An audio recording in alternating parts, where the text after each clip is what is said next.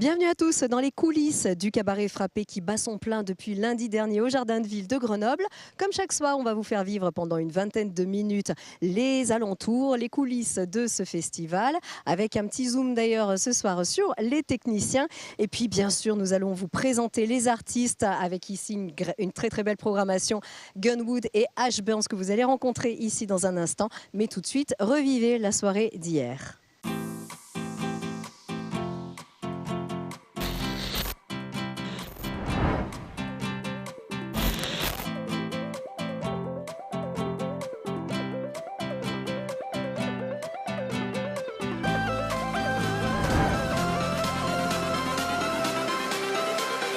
Everything changes.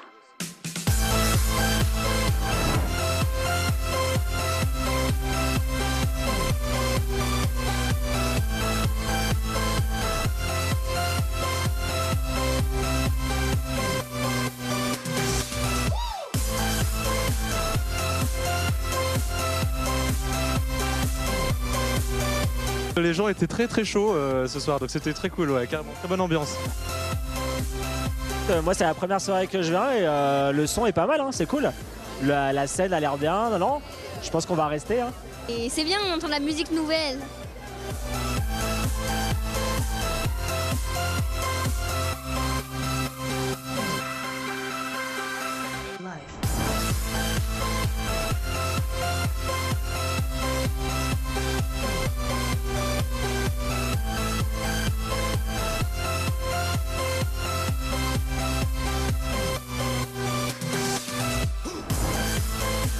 C'était très lourd, c'est chambé. Je suis absolument trempé des pieds à la tête. Là, personne ne sera d'ici, on vous le promet.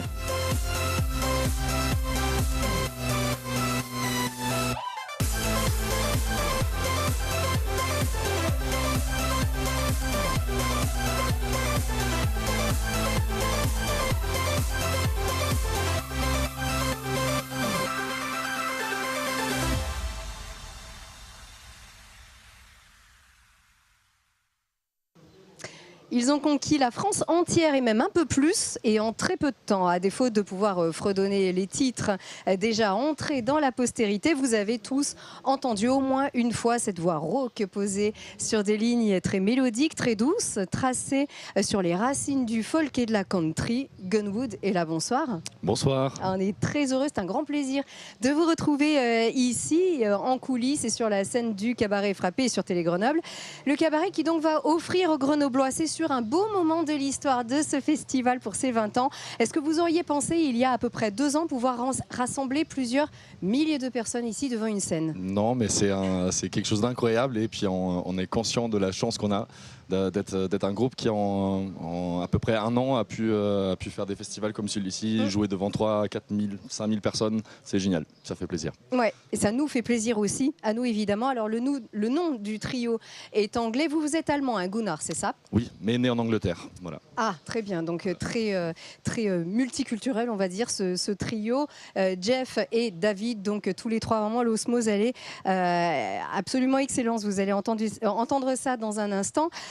C'est allé très vite, alors pas plus vite que la musique, parce que vous avez beaucoup bossé, vous avez travaillé votre style, vos compos. C'est déjà un travail très abouti en fait que vous avez mis en boîte dans votre premier album qui s'appelle Traveling Soul, exactement. Et qui est sorti l'an dernier.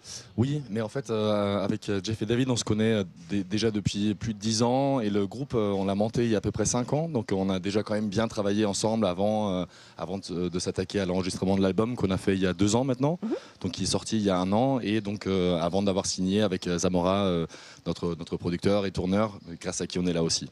On va raconter la petite histoire, mais d'abord on va vous écouter, c'est un de vos titres déjà mythiques, Tales. No raindrop, no hail and no storm. No cloud is high in the sky. Still the moonlight seems pale to me. Rolling again on that old lonesome train tonight.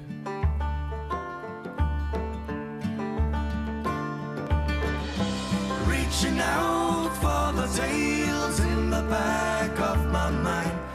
reaching out for that old lonesome train tonight.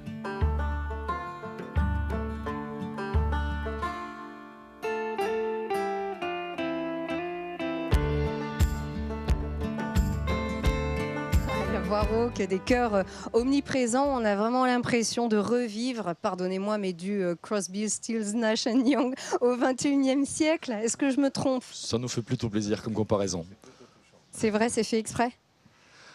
Bah, ça fait partie des influences, absolument, et puis des grands trios vocaux. Donc, quand j'ai monté le projet il y a 5 ans, c'était une des choses les plus importantes pour moi que le groupe, que ça chante à 3 voix tout le temps.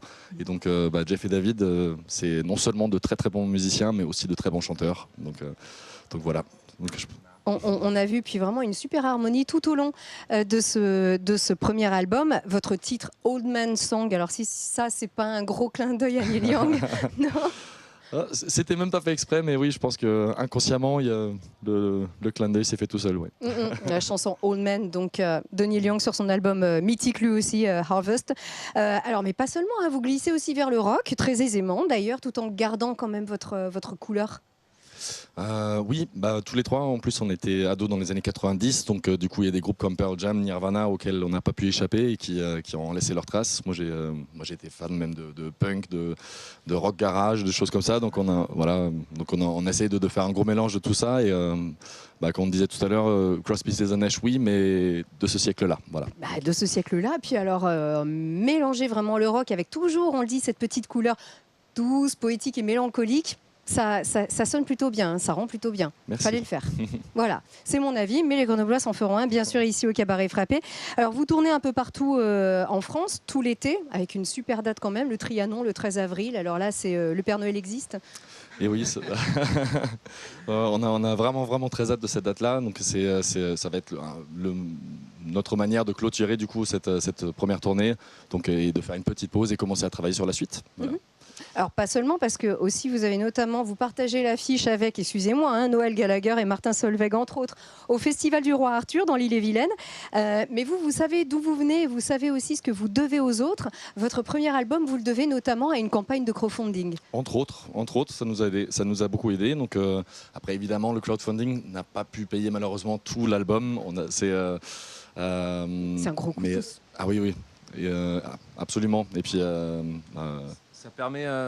ça nous a permis aussi de d'avoir un lien particulier avec une première fan base, je sais pas, c'est le mot qu'on utilise, voilà, une première groupe de personnes qui suivaient le projet depuis le début. On a très vite été soutenus, on a très vite eu un lien assez fort avec un premier cercle de personnes grâce à ce que tu disais précédemment sur le style musical. Et du coup, ça permettait de tisser un lien un peu plus fort et puis de leur donner un rôle un peu particulier dans l'aventure. Donc ouais, le crowdfunding, super démarche. Et c'est quoi du coup votre rêve? C'est quoi, Jeff? Ensemble, tous les trois? C'est de faire de la scène, c'est de continuer à faire vivre l'histoire qu'on a envie d'écrire avec Gunnar, avec David, Gunwood, voyager, rencontrer, donner de la musique avec amour et voilà. Ça, c'est que le début alors. C'est que le début, ouais. Et c'est pas fini. Ah non, on espère que non, hein, c'est sûr. Ouais. Mais alors non, c'est fini ici, notre interview. On peut s'offrir un petit a cappella, là, comme ça, tous les trois dans le micro. Plaisir, ouais. Si c'est possible, on se rapproche. Je vous tends le mien aussi. Hein. A hungry feeling came over me stealing. All the mice were squealing in my prison cell, and me old triangle went jingle jangle all along the banks of the Royal Canal. Up in the female prison there are 75 women, and among them I wish I did dwell. Then the old triangle could go jingle jangle all along the banks of the Royal canal, all along the banks of the Royal Canal. Vous voyez ce qu'on vous disait. Merci beaucoup, messieurs, c'est un régal. Et on a vraiment hâte de vous retrouver très vite. On rappelle Gunwood, donc votre premier album s'appelle Traveling Soul. Il est sorti l'an dernier. Faites-le cartonner un petit peu et aidez-les pour qu'on puisse aussi les retrouver très vite. Merci beaucoup. Merci à vous.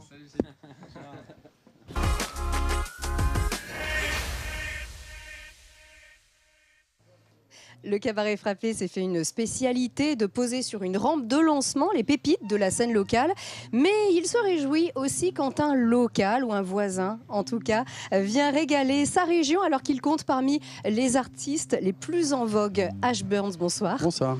C'est déjà un honneur, mais c'est aussi très très sympa de vous retrouver près de votre région d'origine. Vous êtes dromois de Romans-sur-Isère. Romans-sur-Isère, ouais, à 75 km d'ici. Ouais, mais vous n'y vivez plus du coup? Non, mes parents, ils sont encore, ouais. Donc j'y vais une fois par semaine, on va dire. D'accord, Ouais. sinon parisien, quoi. Non, sinon grenoblois. Ah, grenoblois. Ouais, j'habite à côté, moi. Ouais. Et le monde tout entier aussi. Oui, bah, je voyage un petit peu, je suis pas tout le temps à Grenoble non plus, mais je m'y sens bien. On va regarder ça dans un petit instant parce que le cabaret donc fête ses 20 ans cette année. Vous connaissez Ouais, forcément. En voisin, vous venez dans le public aussi parfois? Oui, bien sûr, ça m'arrive de venir ici faire l'apéro avec quelques copains. Ouais, bien sûr, chaque année, c'est une petite institution quand même. Puis surtout depuis que c'est comme ça, ouvert à San Chapiteau. Ouais, je suis client. Ouais, puis surtout, vous y êtes venu alors, c'était il y a à peu près 4-5 ans sur la scène? Ouais, 4-5 ans, il y avait encore un chapiteau, il faisait 70 degrés au lieu des 50 d'aujourd'hui. Et c'était c'était sport, mais c'était cool. C'est forcément, c'est tendance l'été. Les températures, elles grimpent comme ici sur ce plateau. La tournée, alors j'ai vu pas trop de dates là en tout cas à venir, c'est juste un one-shot pour Grenoble. C'est un one-shot parce qu'on est en train de préparer le prochain album, qui est quasi prêt d'ailleurs. Déjà. Et on un dit an déjà, mais un an et demi après la sortie du dernier. Oui, mais le temps qu'il sorte, il va se passer encore 6-8 mois. Enfin, je fais un disque tous les 2 ans en gros. Donc tout le monde me dit déjà, mais finalement pour moi quand je sors un disque, les chansons elles ont déjà 2 ou 3 ans. Donc ouais, j'aime bien, tant que j'ai des idées, hein, peut-être qu'un jour j'en aurai plus, donc pourvu que ça dure. Et donc là on était en pause studio et puis on vient là, comme on nous a gentiment demandé de venir pour les 20 ans, on s'est dit que c'était l'occasion de remettre le pied à l'étrier. Et ça va faire très très plaisir aux Grenoblois. C'est presque étrange en fait de causer comme ça avec vous en voisin, Grenoblois, Dromois, en français, alors que vous êtes foncièrement américain en fait, à vous entendre, à vous écouter dans vos inspirations, vos tendances, vos évolutions même. Ouais, c'est la culture dans laquelle j'ai toujours baigné, donc après c'est assez universel je crois comme culture, donc je me fais plus de barrières là-dessus, je me dis plus je suis dans le rêve américain de je ne sais quoi. C'est quelque chose que j'ai absorbé et qui fait partie de moi, quoi. Jusqu'à la casquette. C'est quoi la Palm Beach aujourd'hui? Et ouais. Alors, on va vous écouter quelques secondes avec, moi c'est mon titre préféré de l'album, qui lui a donné son nom d'ailleurs, Kid, We Own the Summer.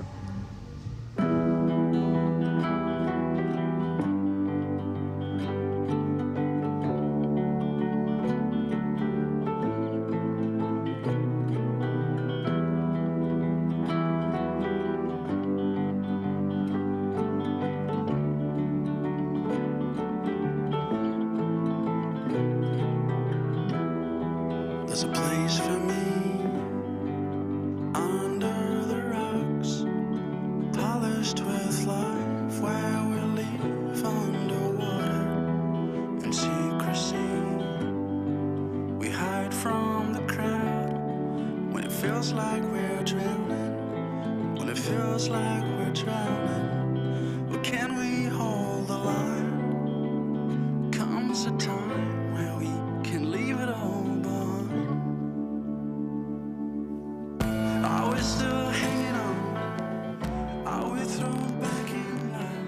Voilà un petit extrait de cet album que certains qualifient de concept album, une même couleur, un même opus de plusieurs chapitres autour du thème du repli dans un rôle de cinéma. Vous partagez cette vision ?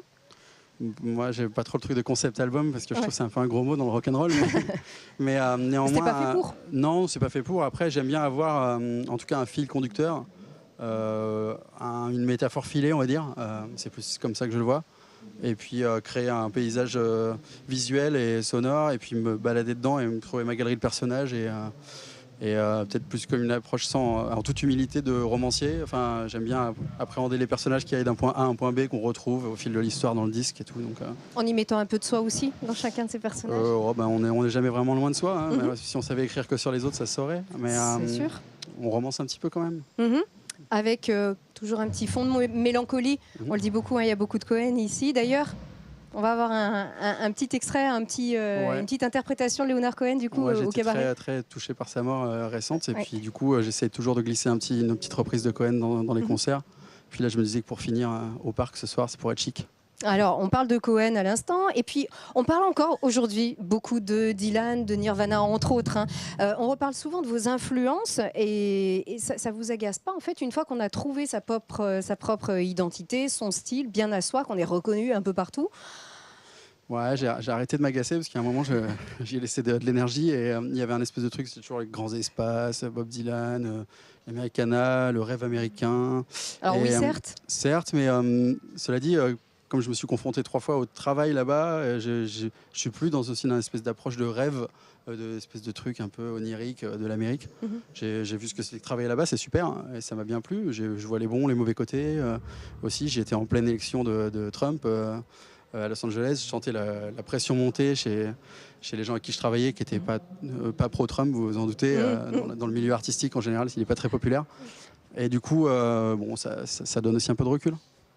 C'est sûr, mais on vous souhaite beaucoup de chance parce que c'est vrai que l'album il cartonne encore aujourd'hui, 1 an et demi après sa sortie, hein, donc Kid We Own the Summer. Ça fait quand même 6 albums, ça va faire 7 du coup. Ouais, le 7e est prêt. Ouais. Allez, on attend encore 6-7 mois, peut-être un petit peu plus. Ouais, février, mars. Bon, ça serait un grand plaisir, vraiment c'était super sympa. Juste une petite question, ça vous est déjà arrivé avec le groupe de faire une bêtise inavouable?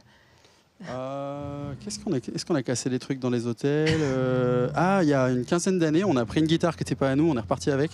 Mais comme on est des très mauvais voleurs, on a mis une photo sur internet de cette guitare et le mec nous a retrouvés comme ça, donc on lui a renvoyé en fait. Pas mal. Ouais. Ça peut peut-être se mettre en image parce que donc juste à côté ici au Cabaret Frappé, un artiste photographe se joue des bêtises des autres pour en créer des œuvres et c'est ici au Cabaret Frappé. Regardez ce reportage d'Hugo Marseille.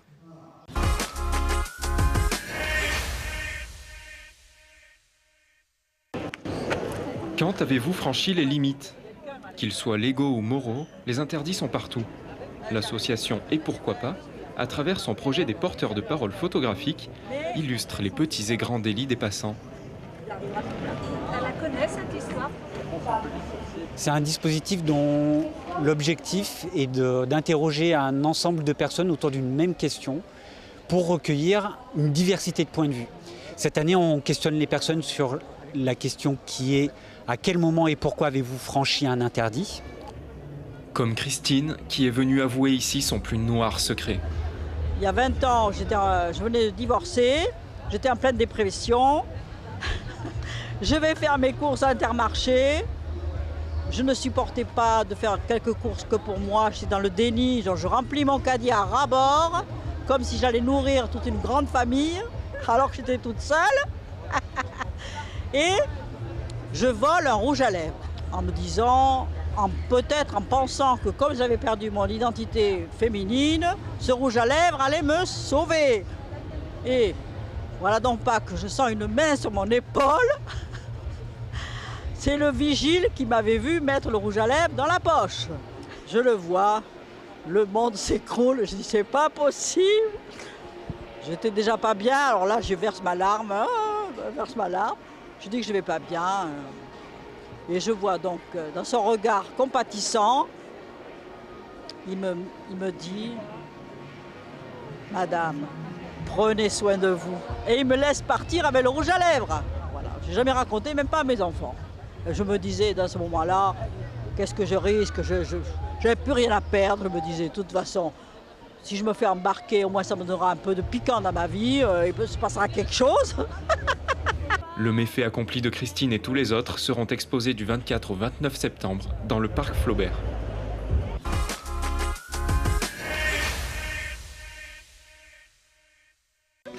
Et parce que le Cabaret Frappé, c'était aussi une scène locale de grande qualité, on vous en fait profiter ici avant de se dire au revoir avec Barefoot Yano et Why Blues qui étaient ici sur la petite scène il y a quelques minutes encore.